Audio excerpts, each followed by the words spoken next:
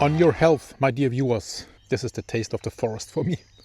Today I'm here in the middle of nature, and the last couple of days there were a few things that I want to talk with you about, and I thought, yeah, that is the right place and the right moment. So I will start here right away. So at the moment I am a bit concerned, I have to be honest with you. All the things that are happening right now in the world, they don't leave me cold or something. I really think about the things and I watch them closely, especially today when in Lithuania this incident happened with the drone, and all the politicians in Vilnius were brought to a safe place. So that is something you don't experience very often as a politician here in Europe, and maybe this is the first time that something like that happened.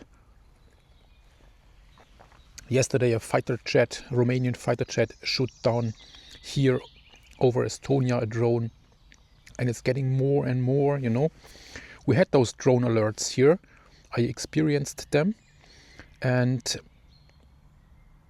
now I can feel it, let me say it like that. So yesterday we received an alert, for example.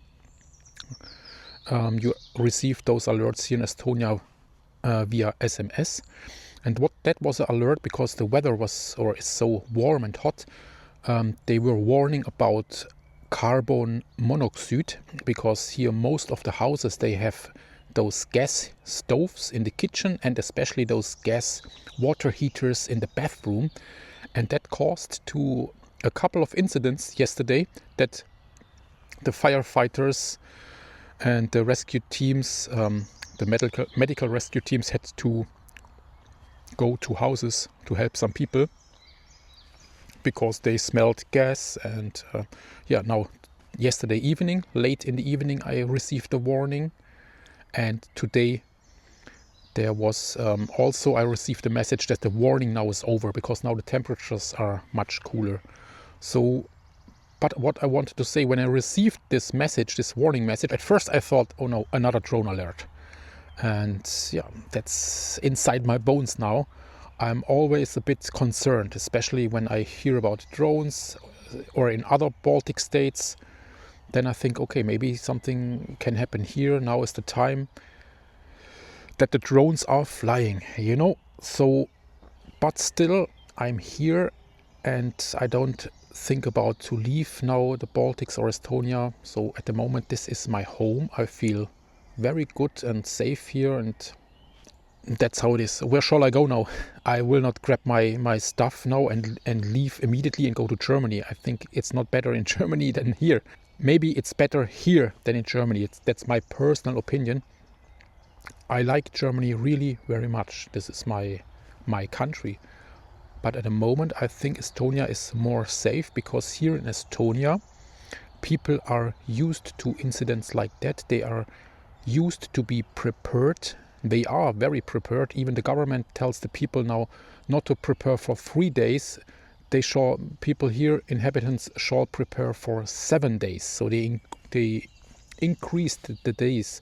So we here in Estonia, we have to be prepared for 7 days with water, with food, and whatever you need for your life, And the government is preparing for 30 days to exist on their own without the help of other countries surrounding them. Normally, if you have, for example, supermarkets and you receive your products and so on, that's at this time it's a really close timing. So if the shelves are empty, then the new truck arrives with the goods.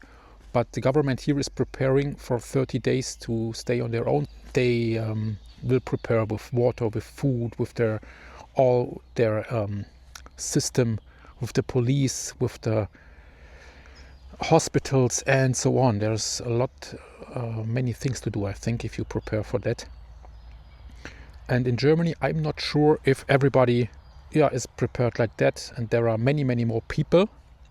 If something happens here, less people, much more space, much more nature, much more forests, not so much pressure.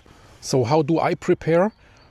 I'm prepared anyways because I go camping very often. So I have all my camping stuff in boxes or in a backpack. So I could grab immediately that stuff or that gear and put it in my car and leave. The thing is, if the roads would be blocked or something and I were not allowed to drive, that can happen, that you are not allowed to use your car because all the streets are blocked for military, for example, and you cannot drive. So then I had to grab only one backpack and to walk then, for example.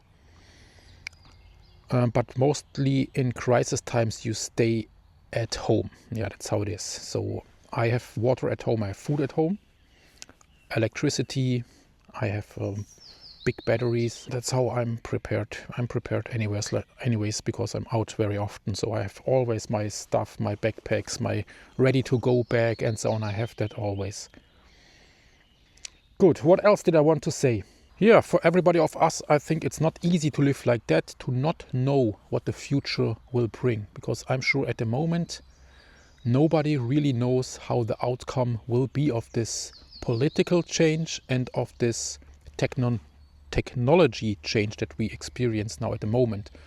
So, yeah, we had the beginning of the internet, cell phones, smartphones, but now we are more and more getting digital, and with the artificial intelligence, that is something really, really new, and it evolves very, very fast. So it's not easy to predict the future, to know what will be the outcome, how will this all turn out. So, and that's why I very often grab my few things and go into the forest, because here are things very easy. I have an overview of what here is existing, of what is, maybe it's hot, it's cold, it's raining, there's a thunderstorm, there's wind, there's storm. Okay, I can prepare for that. But for an artificial intelligence and all the things that can happen with that, I'm not prepared. I don't know what to do.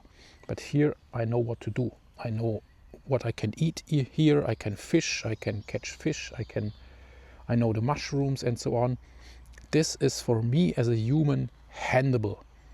And if you are here together with a group in the forest, it's also handleable. If you socialize, if you talk to each other, if you have a few people around you, you can handle that. But if you're in a big city with people around you, you don't know, even your neighbor, you don't know him, and all this concrete and now no forest, nothing, and you are really like a prison in those streets. So that's a difficult situation.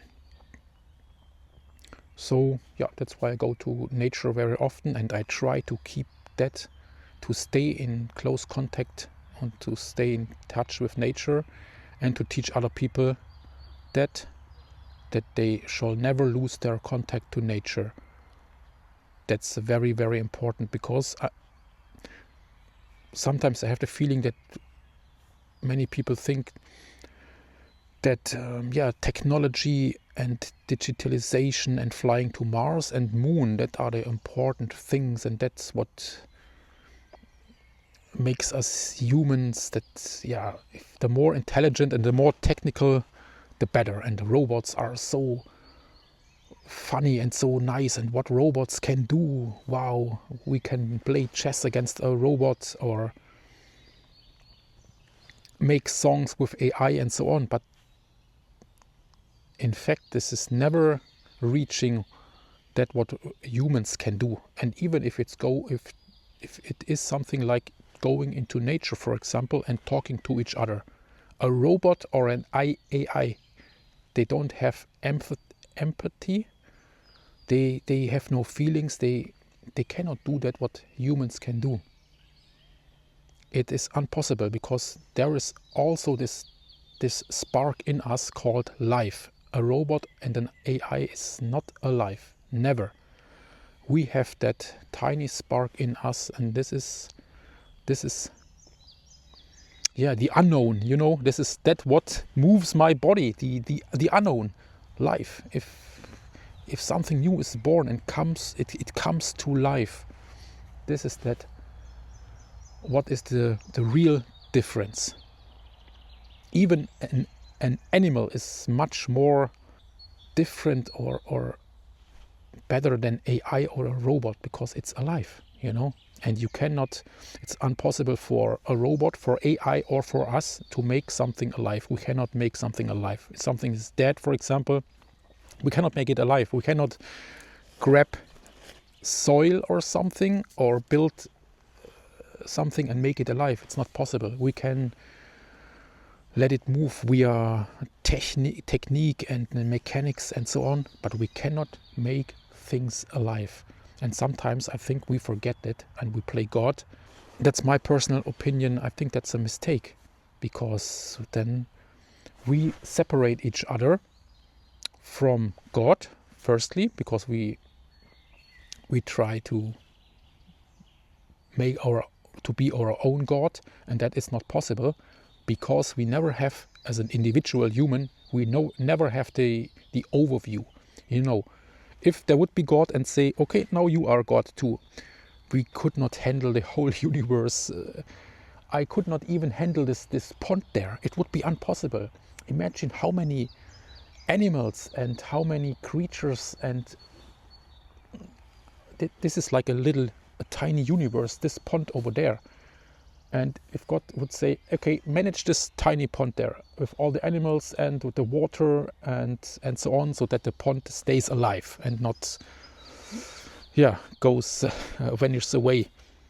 I think it would not be, I'm sure it would not be possible for me. That would be too much.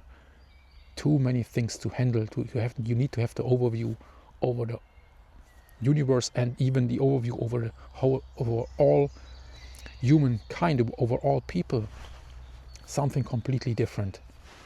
What do you think about that?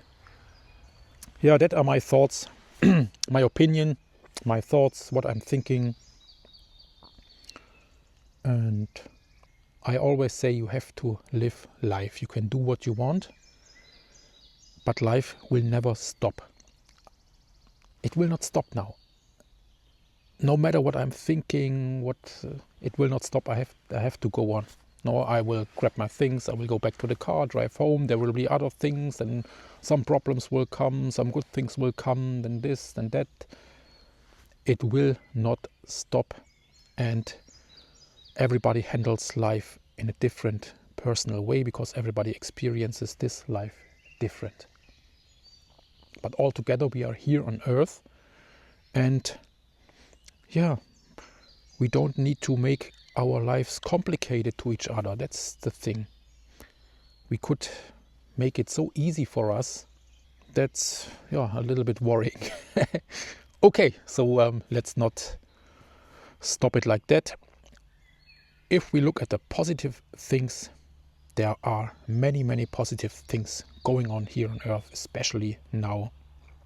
We can share our thoughts to each other, and that's very important, to talk to each other, to really talk from heart to heart to each other. This is very important at these times, that people come close together. Yes. Okay, thank you for listening. See you in the next video. Take care, stay healthy. Goodbye.